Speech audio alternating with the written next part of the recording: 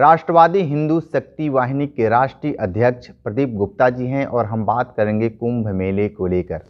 कुंभ मेले में जिस तरीके से भगदड़ हुआ, लगभग 30 लोगों की जानें चली गईं। अब जिस तरीके से राजनीतिक नेताओं का लगातार बयान आ रहा है और इनसे हम प्रतिक्रिया लेना चाहते हैं कि जिस तरीके से जो घटना घटा है उसको लेकर इनकी क्या राय है। प्रदीप जी, क्या मानते हैं जो इतनी बड़ी घटना घटा उसमें 30 लोगों की जान भी चली गई, बहुत सारे लोग लापता हैं। अब जैसे जैसे समय बीत रहा है वैसे वैसे सोशल मीडिया पे तमाम तरीके के वीडियो भी आ रहे हैं और लगातार सरकार को घेरने का भी अब विपक्ष काम भी कर रहा है। सबसे पहले तो राष्ट्रवादी हिंदू शक्ति वाहिनी आपके चैनल के माध्यम से मृत आत्माओं के प्रति श्रद्धांजलि अर्पित करता है। देखिए, जो ये प्रयागराज में एक दुर्भाग्यपूर्ण घटना हुई है, इसको लेकर के जो राजनीति की जा रही है वो कहीं से भी उचित नहीं है। ये राजनीति का समय नहीं है, ये शोक संतप्त परिवार के जख्म पर मरहम लगाने का समय है। साथ ही जैसा कि प्रदेश सरकार ने एक न्यायिक जांच कमेटी का भी गठन किया, जिसमें पूर्व न्यायाधीश और एक पूर्व डीजीपी और एक पूर्व आईएएस स्तर के अधिकारी उस न्यायिक जांच कमेटी में शामिल, उसकी न्यायिक जांच भी हो रही है। तो राष्ट्रवादी हिंदू शक्ति वाहिनी मांग करता है कि एक निष्पक्ष जांच का जो आदेश दिया है वो स्वागत योग्य है और इसमें अगर किसी भी तरीके की किसी भी संगठन, समुदाय या लोगों के द्वारा साजिश हुई है जिससे हमारे जो श्रद्धालु जन थे उनकी असामयिक और दुखद मौत हुई है और तमाम हमारे श्रद्धालु जन घायल हुए हैं, तो अगर इसमें कोई साजिश का पर्दाफाश होता है तो साजिश में शामिल लोगों के विरुद्ध कठोर कानूनी कार्रवाई होनी चाहिए। एक बात बताइए, जिस तरीके से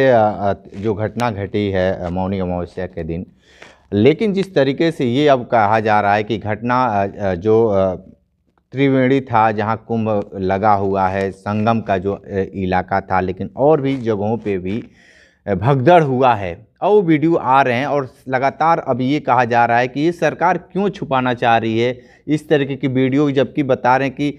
हजारों कैमरे भी लगाए गए हैं और उस कैमरे में क्या कैद नहीं हुआ इस तरीके के वीडियो जिस तरीके से जो भगदड़ हुआ है। देखिए, इस बारे में जहाँ तक मुझको जानकारी है और जो वीडियो फुटेज मैं देख पा रहा हूँ आप मीडिया बंधुओं के माध्यम से, तो उसमें ये बात सामने आ रही है, तमाम पीड़ित लोग बता रहे हैं कि कुछ लड़कों ने,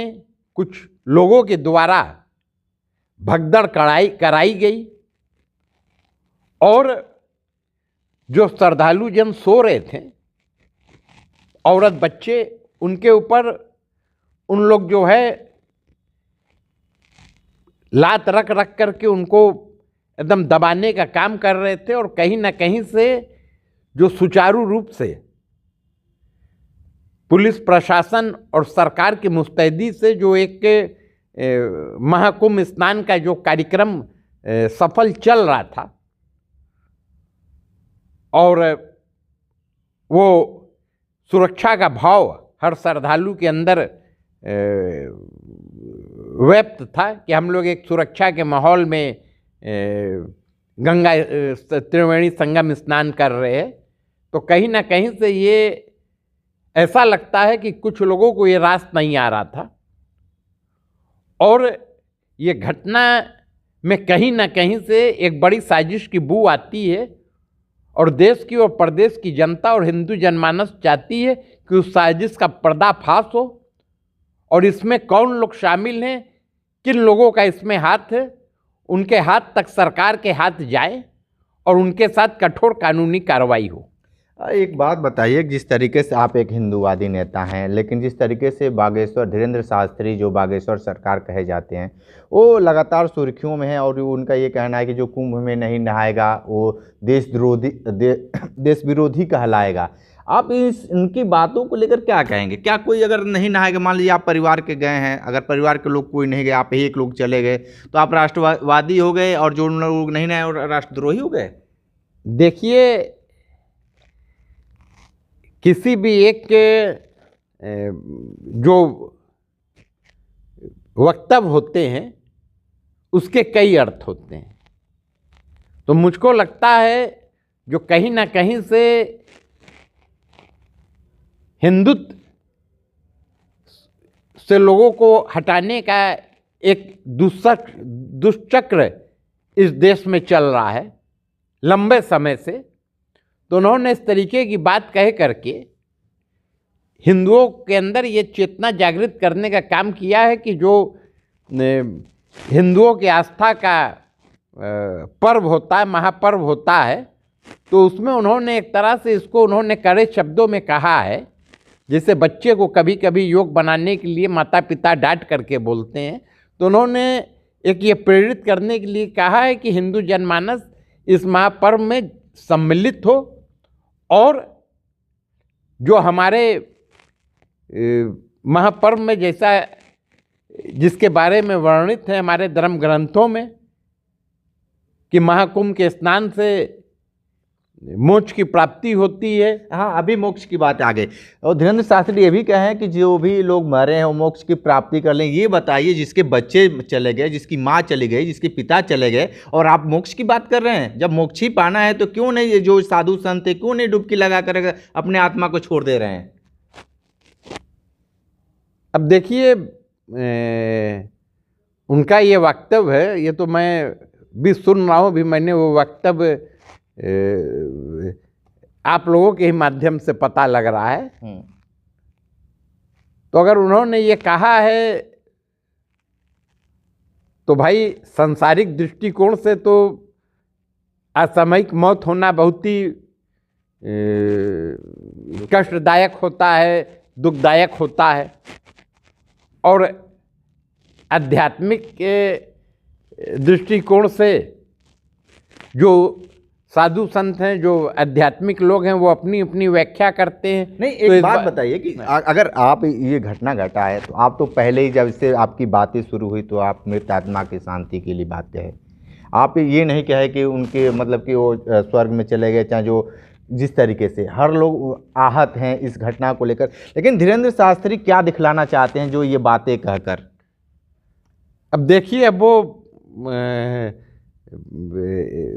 देश के ही नहीं विश्व के प्रख्यात युवा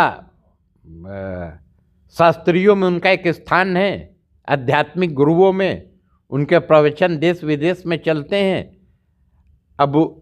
इस बारे में मुझे लगता है कि मेरा टीका टिप्पणी करना उचित नहीं है या मैं उनके वक्तव्य की व्याख्या करने की स्थिति में नहीं हूँ, मगर कहीं ना कहीं से असामयिक जो ये मौतें हुई हैं